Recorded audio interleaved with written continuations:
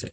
আপনারা কেউ বিভাজন বলেছেন যে বিএনপি যদি আগামীতে সরকার গঠন করেন, একটি কথা আমি আপনাদেরকে পরিষ্কার ভাবে বলে দিতে চাই আজকে, আপনার ভিতরের আত্মবিশ্বাসকে দৃঢ় করতে হবে। বিএনপি যদি সরকার গঠন করে, নো, বিএনপি ইনশাল্লাহ আগামীতে সরকার গঠন করবে, এটার কোনো অল্টারনেটিভ নেই।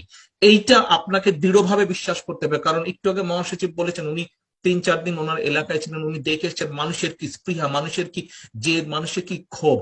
আপনার ভিতরে এই ক্ষোভ, এই জিদ, এটা আপনাকে আনতে হবে। আপনাকে দৃঢ়ভাবে বিশ্বাস করতে হবে যে বিএনপি আগামীতে সরকার গঠন করবে, এর কোন অল্টারনেটিভ নেই। এবং যদি সেটা করতে হয়, আপনাকে পাশে এসে দাঁড়াতে হবে।